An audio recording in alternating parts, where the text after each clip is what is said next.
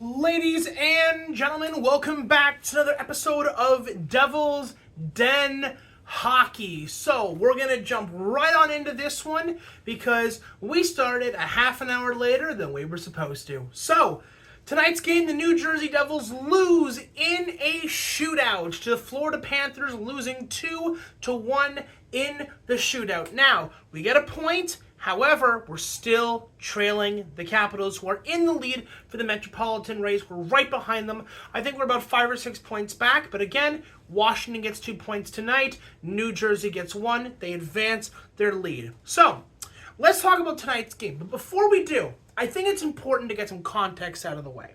So, we've had 2 other encounters with the Florida Panthers so far this year. And so far, we're 2-0 against the Panthers. We whooped their candy asses in both Game 1 and Game 2. So we go into Game 3. We know what to expect from the Panthers. But most importantly, they know what to expect from us. And here's the thing. It really showed tonight. Okay? All jokes aside, Florida versus New Jersey for the first and the second period was a show on basically how to be patient. Both teams are fast. Both teams can be physical, more so Florida than New Jersey, but both teams can certainly be physical. Both teams score off the rush. Both teams have great goaltendings. Both teams have great forwards. Both teams have pretty good defense as well. And Florida and New Jersey are pretty matched when it comes to what we can expect from both teams. And given that Florida has lost both games to New Jersey this season, they know how to counter New Jersey. They've played them twice. They've lost twice. In back-to-back games, they lost twice. So they know what to expect from New Jersey. In the first period, nobody scores. In the second period, nobody scores.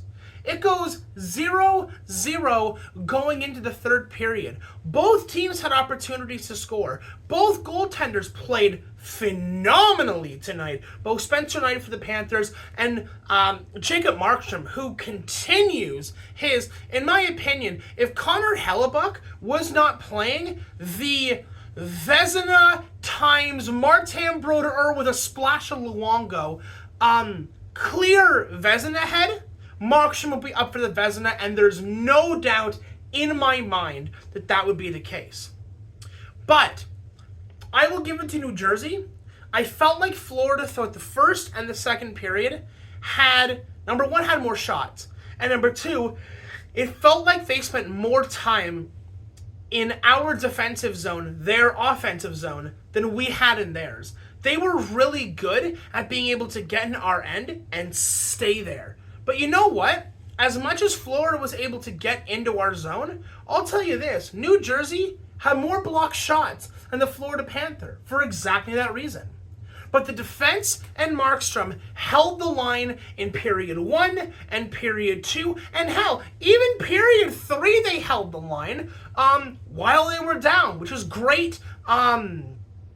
It's great to see the Devils being able to, at times, even when they're down, being able to hold the line and get something going again to tie the game, which they end up doing. It's just it's really cool to see 2 teams that seem pretty evenly matched. They were mentioning this, the analysts, during the broadcast, how these 2 teams have the potential to meet in the playoffs. We could get a New Jersey Devils versus Florida Panthers series.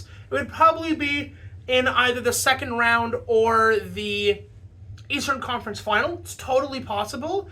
But, these 2 teams are so good, and they know what to look for in each other. Again, they're both 2 teams which can score off the rush. They've got incredibly fast skaters with incredibly lethal shots, whether it's Jack Hughes or Jesper Bratt, or whether it's on Florida, whether it's Reinhart or Barkov, or any of the number of snipers and lethal shooters the Florida Panthers have in their arsenal.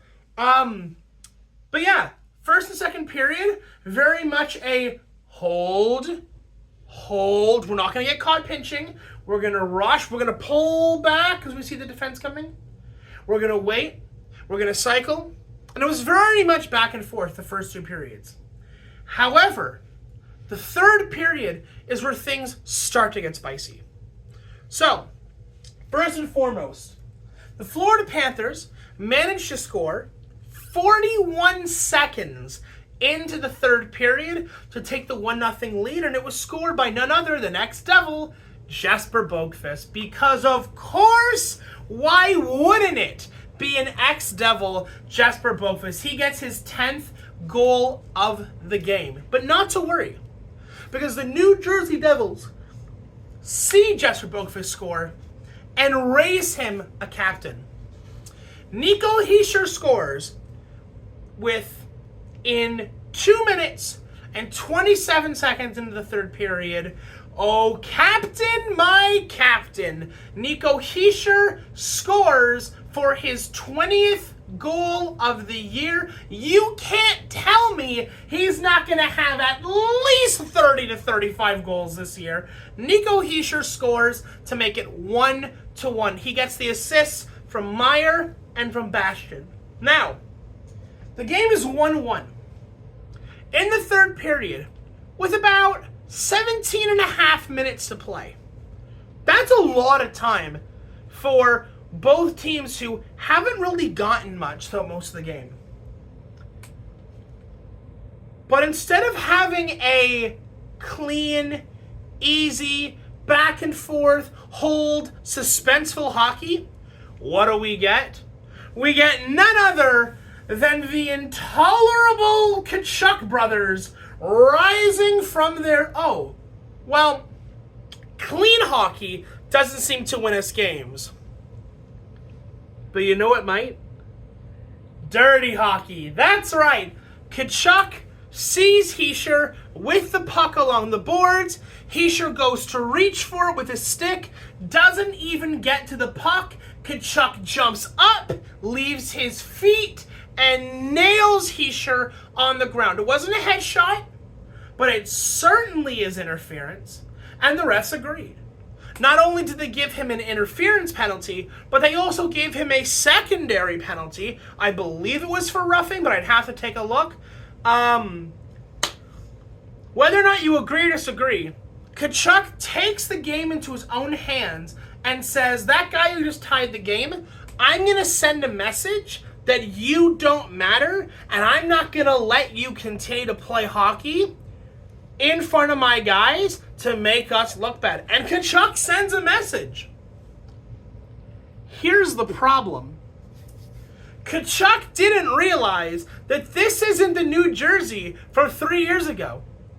This isn't the New Jersey from 2 years ago. Hell, this isn't even the New Jersey from last year.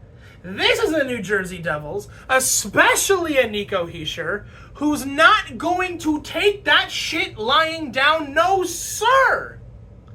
He gets nailed. Nico Hischier hits the ground, and Kovacevic from behind our net comes charging over and starts wailing on Tkachuk, and it is glorious watching Matthew Tkachuk just get the shit kicked out of him for trying to jump up on one of our guys and try to send a message when we're not having it. Because not only does Kovacevic step in to beat the shit out of Matthew Tkachuk, but Nico Hischier gets his ass up off the ice and then runs Matthew Tkachuk, and he starts wailing on him. And I'm sorry, I understand. I'm not a guy who likes fighting in the NHL. I'm not a guy who likes it when people use their fists instead of their skill to settle results. But Matthew Tkachuk very clearly jumps up on Hischier to send a message. And it is the wrong message to send. That if the other guys are going to do this, and they're going to try to send a message to us, then we have to respond in kind. Not in a dirty way, not in a headshot way, not in anything like that. But I'm going to quote one of my good friends. play stupid games, win stupid prizes. You got two Devils there, including the guy you just tried to take out, coming right back to show, no, we're not going to sit here and take it. We're not going to take this lying down. We're not going to let you walk all over us. You're going to give a big hit to send a message. We're going to respond to that message in kind. And they do. And New Jersey ends up with a power play by some miracle of God. I personally thought it should have been 4-on-4, or hell, I'll be charitable, even 4-on-3 to the Panthers, right? If Kovacevic wants to fight Tkachuk, I don't have a problem with that, right? It's you hit our guys, let's send the message, let's get it going, right? But then he does go third man in, right? He does jump the dude after he's already on the ground, which isn't a good look for Hischier, but again, I think that if the Florida Panthers are going to send a message, I think that sending a message in kind is probably acceptable. Again, nothing dirty, nothing against the rules, nothing whatever, right? But no, we're not going to put up with this, and they don't. New Jersey goes to the power play. Nothing really comes of it, and that essentially ends up being the third period in a nutshell. 2 goals, a big scrum, and you feel the energy in the building for that third period. Unfortunately, the third period ends with the score being 1-1. And that brings us to overtime. Now, if you've been watching the Devils games for the last 2 weeks, you know that we are no strangers to overtime here at Devil's Den Hockey and here in New Jersey. But it actually doesn't go as badly as I thought it would be.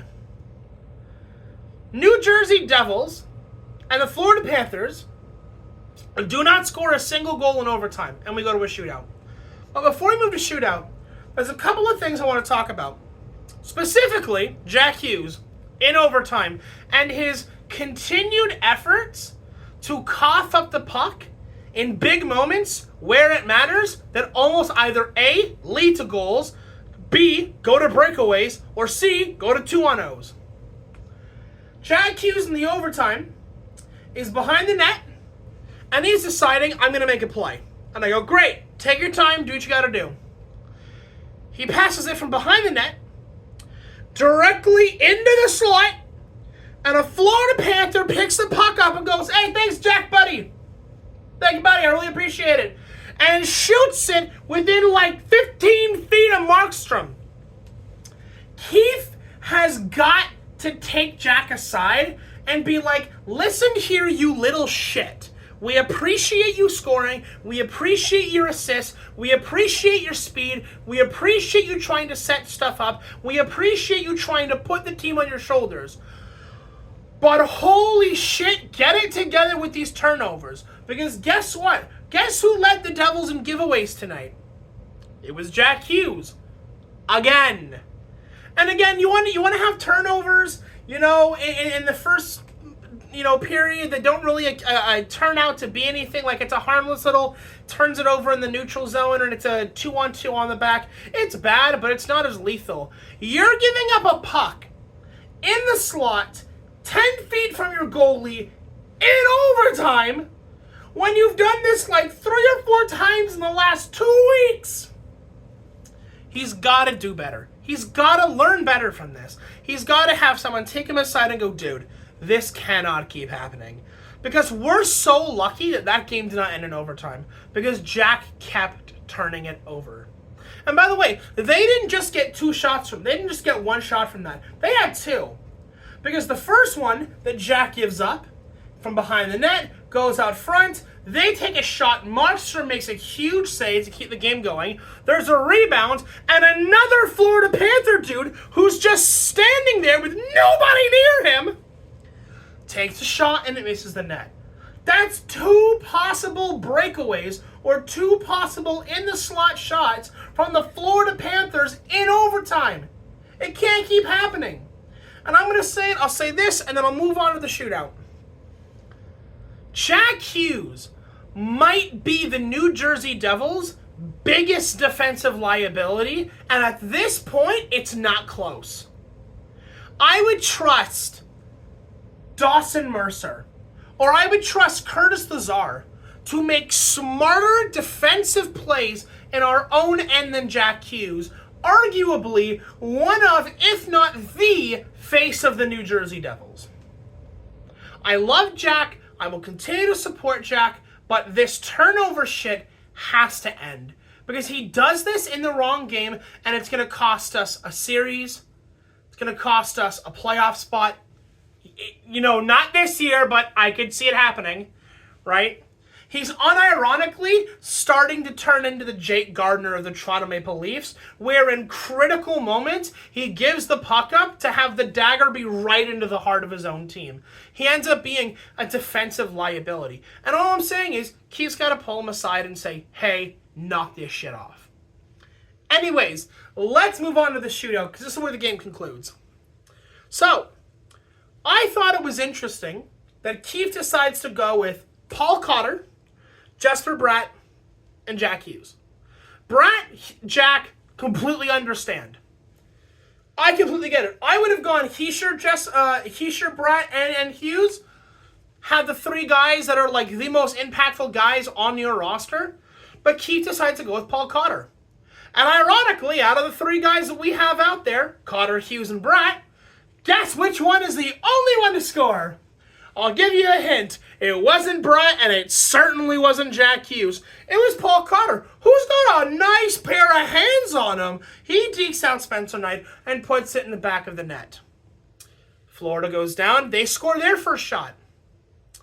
We go. Bratt misses. Second shot for Florida gets stopped by Markstrom. Third shot goes over to Jack Hughes. He misses his shot. Goes over to Lundell for Florida, comes down, beats Markstrom, scores, and Florida takes it 2-1 in the shootout. Now, New Jersey gets a point, but we're still trailing Washington in the race for the top of the Metropolitan. So, I'm gonna leave it there, guys. I think I have said everything I wanted to say about the game. Good job on the first period. Good job on the second period. Good job coming back. You know, Nico Hischier getting his 28th of the year.